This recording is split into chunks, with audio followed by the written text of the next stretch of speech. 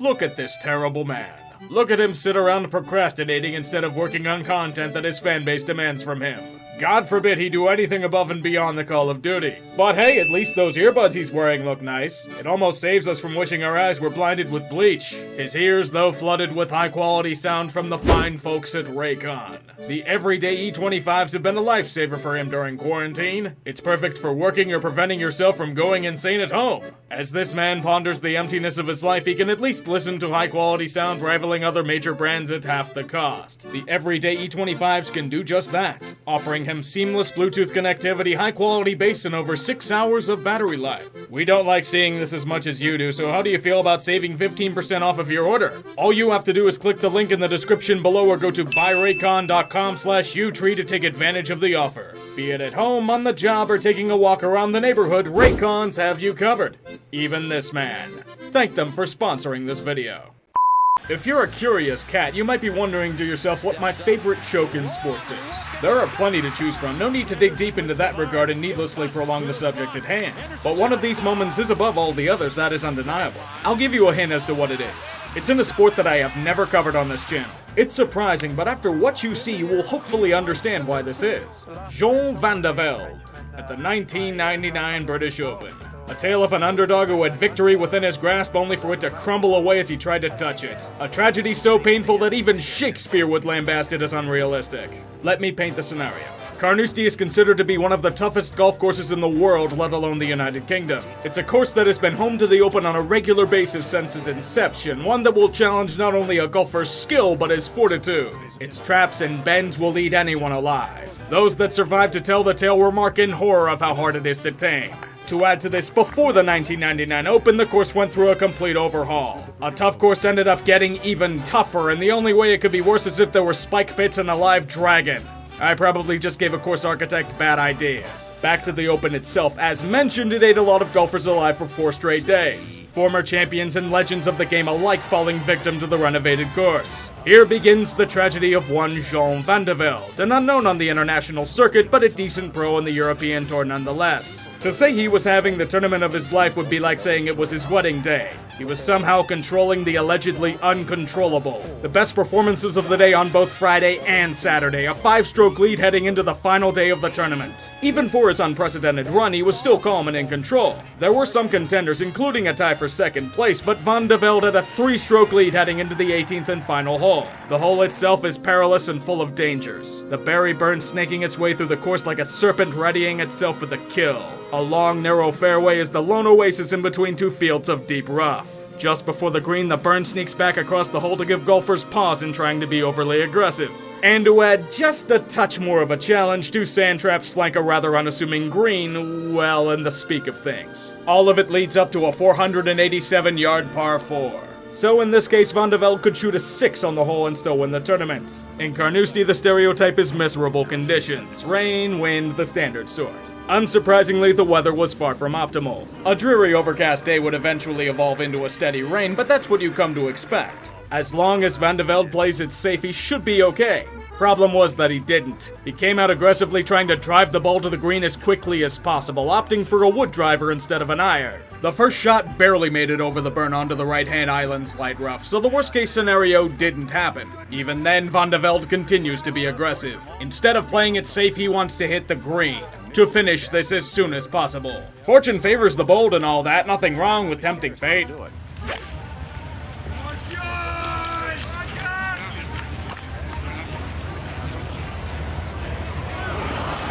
And here is where everything goes to shit. His second shot goes way off to the right, doinks off of a guardrail in the stands, ricochets off of the stone wall of the burn to where it rests in deep rough. Even worse, Jean can't call for a drop ball since it technically didn't go into the stands, so he must play the ball where it lies. It's a very dangerous situation, but still fixable if played properly. The fans rally him on to finish a stunning upset in golf history. It's only his 3rd shot, 63 yards to the hole. But like fate before him, his hopes and dreams go right into the burn. At this point, most golfers would shit themselves. You can already see it in Jean's face. In an effort to end it quickly, things just didn't go badly. The gods proceeded to dump gasoline all over it. The burn merely lit a match and set it ablaze. Sensing impending doom, van de Velde thinks about doing something unprecedented in golf.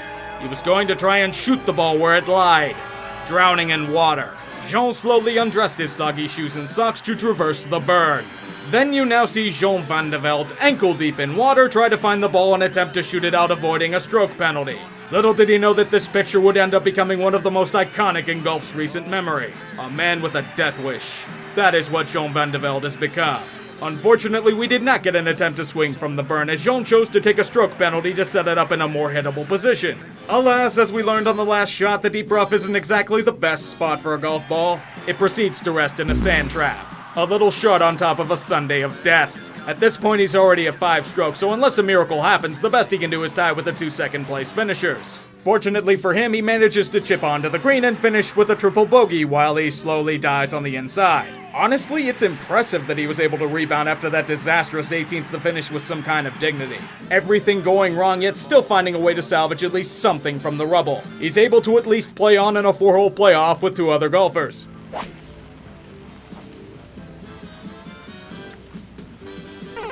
Yeah, no, this ain't it, Chief. In the playoff, he's just not good enough. Van de Velde's legacy is forever marked. He will be known as the man that blew it all in 1 hole. This is golf's 28-3, but sped up into a 5-minute time window. A man thrust into the spotlight, accomplishing every goal that Carnoustie sought of him, only to collapse on the final hole of the tournament. It would mark the 1999 Open for the remainder of time. It doesn't matter that there were other incredible storylines taking place. The fact that Van de Velde was controlling a so-called impossible golf course, the 3-way tie for first place, the winner of the tournament himself, a local underdog that came back from a 10-stroke deficit at the beginning of the day to claim the claret jug, an incredible feat in itself worthy of praise. It's all completely forgotten. The only thing people will remember? The choke of Jean van de Velde. A man that had it all only to fall apart on the final leg of the course. It's honestly fucking depressing to think about. A man who had a dream scenario in front of him self-destruct due to errors in judgment and some bad luck. For the remainder of his career, Van de Velde would remain on the tour with a few decent performances here and there, but more or less never coming close to the high that he had for those few days at the 1999 Open. He seems to be at peace with what happened at the final hole nowadays, but that whole situation is a nightmare. To be near the finish of something great you have accomplished only for it to fall apart in front of your very eyes. It's even worse when you think of it this way. If you were to tell him before the Open that he would tie for second place at the tournament, he'd probably take it. The catch is, well, it would end up in infamy. A total choke due to a combination of fate and your own decisions. A Cinderella story that struck midnight at the worst possible time. To any mortal man, it would gnaw at you for the rest of your days. What could you have done differently? What was inevitable? Why did everything forsake you at quite possibly the most pivotal moment of your life? It's a burden that none of us should envy, yet it's one that this man must live with. To the golf course, it doesn't care. He's merely another victim of the Barry burn. And will be far from the last. This is the most bizarre scene I've ever seen. I mean, we're playing the 18th hole in a playoff for the British Open. You can't see very far as the mist comes off the North Sea, the rain. The fans in the grandstands at 18 are doing the wave. This is bizarre.